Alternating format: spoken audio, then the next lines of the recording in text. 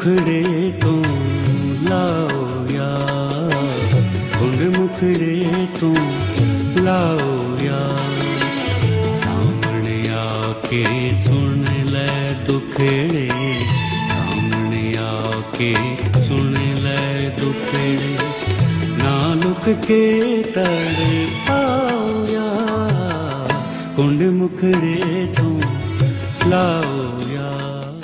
ਸਾਡੀ ਇਹ ਕਮੇਟੀਏ ਲਵੇਟੀਏ ਪਲੇਟੀਏ ਨਹੀਂ, ਪਿੰਡ ਨੂੰ ਸਮੇਟੀਏ ਲਪੇਟੀਏ ਵਲੇਟੀਏ ਨਹੀਂ। ਸਾਡੀ ਇਹ ਕਮੇਟੀ ਸਾਡੀ ਇਹ ਕਮੇਟੀਏ ਲਵੇਟੀਏ ਪਲੇਟੀਏ ਨਹੀਂ, ਪਿੰਡ ਨੂੰ ਸਮੇਟੀਏ ਨਹੀਂ। ਲਾਹੌਰ ਦੀ ਕਮੇਟੀ ਨਾਲ ਅੱਖ ਤੇ ਮਲਾਈ ਜਾ। عوامی شاعر استاد دامن جنوری 1909 میں کوچہ ڈوگراں اندرون مستی گیٹ میں میرا بخش کے ہاں پیدا ہوئے۔ آپ نے میٹرک تک تعلیم حاصل کی۔ استاد دامن برِ صغیر پاک و ہند کے اور خصوصاً پنجابی زبان کے ایک عظیم شاعر، مفکر، دانشور اور حریت پسند تھے۔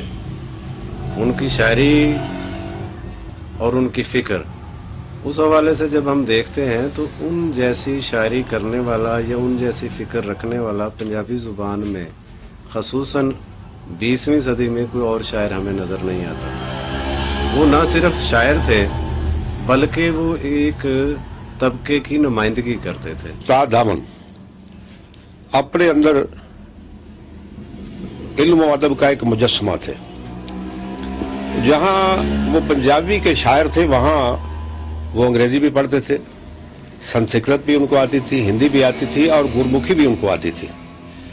اور ہم نے پوچھا کہ استاد جی آپ نے اتنی زبانیں اور اتنا مطالعہ آپ کرتے، دیکھیے کوئی بھی دنیا کا بڑا آدمی جو ہے ریسرچ نہیں کرے گا، مطالعہ نہیں کرے گا تو وہ اتنا بڑا آدمی نہیں بن سکے گا۔ استاد صاحب نے ایک دفعہ مجھے کہا کہ دیکھیے ملک صاحب آپ ہمارے بچوں جیسے ہیں، بھائی ہیں، میں نے زندگی میں درزی کا میں کام کرتا تھا اور کٹر میں بہترین ہوں آج بھی، تو یہ مجھے شوق تھا، میرا عشق تھا کہ میں بھی اس علم و ادب کی دنیا میں آ جاؤں۔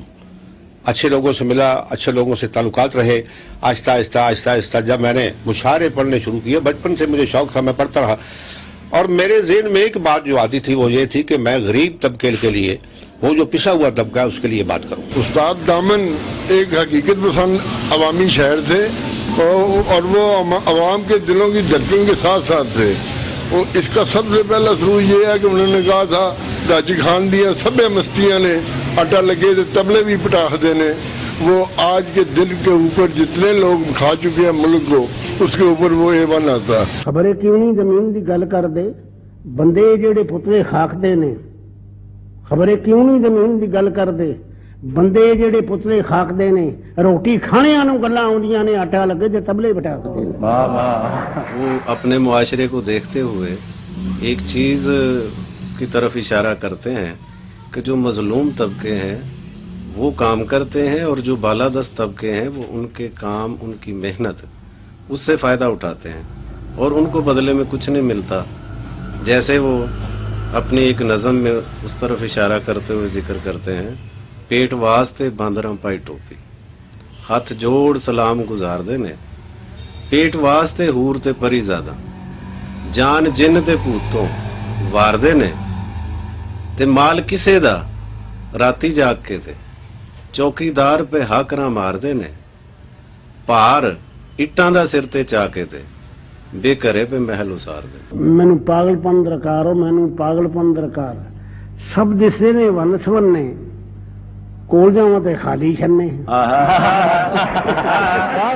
سمجھے نے سمجھاونا کی ہے، پنڈت پلے پاؤنا کی ہے، ملا نے جتلاونا کی ہے، ہاتھ کسے تو آنا کی ہے، رات دن بس گلا کر کر کوئی نہیں بنتا، آخرکار مینو پاگل پن درکار ہو، مینو پاگل پن درکار۔ تو ایک مشاعرہ مہاراج خالد صاحب کی صدارت میں ہوا تو انہوں نے جناب ایک شعر پڑھا کہ کی کری جانا ہے، کی کری لانا ہے، لوئی لائی جانا ہے، دری کھچی جانا ہے۔ کیوں جی؟ انہوں نے 100 روپیہ دیتا تو دوسرے دن استاد ہوئی اندر ہو گئے۔ انہوں نے پوچھا میں کی کیتا ہے؟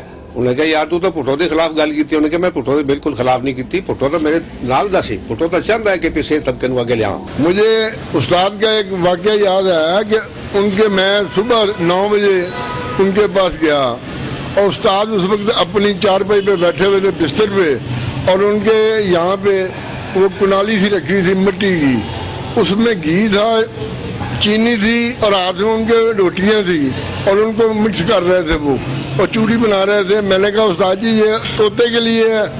उन्होंने कहा कि मैंने तोते पाले हुए हैं। जब वो सारी बन गई है, उस्ताद ने बिल्कुल सामने, उस्ताद का एक कमरा था जो 12 बाई 12 फुट और उसमें एक बिस्तर था उनका, जमीन के ऊपर एक सफ होती थी मुसल्ला, उसके ऊपर बेशुमार किताबें तय दर तय लगी होती थी। जो खाली जगह होती थी उसमें 2-3 बंदे बैठ जाते थे, 2 या 3 कुर्सियां थी पुरानी टाइप की, वो थी उनके पास। और जब उन्होंने वो सामने रखी है जमीन पे तो उन्होंने मुंह से सीटी नुमा एक टिपिकल आवाज निकाली है और देखते ही देखते बेशुमार चूहे आए हैं और वो उसको खाना शुरू हो गए हैं। उन्होंने 5-6 मिनट में सारी खुराक खा ली है और उन्होंने सलामी दी है उस्ताद को और खुश हुए हैं। और उसके बाद चूहे वापस चले गए हैं, कुछ बाहर चले गए हैं, कुछ बिल के अंदर चले गए हैं। उसके बाद उस्ताद ने कहा ये मेरे तोते हैं, ये मेरी किताबों में कुछ नहीं कहते, इसलिए मैं इनकी ये रोज सेवा करता हूँ। उस्ताद दामन कहा करते थे कि मेरी माँ दोबंद थी जिसकी वजह से मेरे मन में मैल नहीं और मेरा बाप दर्जी था, इसलिए मैं सारी जिंदगी प्यार की टाकी टाकी मोहब्बत के धागों से जोड़ता रहा। इस अवामी शायर का इंतकाल 3 दिसंबर 1984 को लाहौर में हुआ। नाजरीन, ये वो जगह है जहाँ पर अजीम सूफी शायर हजरत शाह हुसैन ने अपनी जिंदगी के अयाम गुजारे और हजरत शाह हुसैन से निस्बत की वजह से अवामी शायर उस्ताद दामन ने इस जगह को अपना मुस्तकिल डेरा बनाए रखा। उस्ताद दामन की शायरी पिसे हुए तबकात की शायरी है। एक जगह फरमाते हैं, ड्योड़ी ते टैक्स टलान ते टैक्स, लगा थड़े ते बैठे पलवान ते टैक्स, दीन ते टैक्स ईमान ते टैक्स, ऐसे लई ते मैं बोलता नहीं दामन, मता लग जाए मेरी जुबान पे टैक्स। उस्ताद दामन की शायरी के मौज़ूआत हकीकी मानों में अवाम थे और उनके मसाइल थे। पंजाबी शायरी और अवामी शायरी के हवाले से इनकी दी हुई खिदमात हमारा कौमी असासा हैं जिन्हें फरामोश नहीं किया जा सकता। कैमरामैन नईम अहमद के साथ मुदस्सर कदीर, चैनल 5 लाहौर।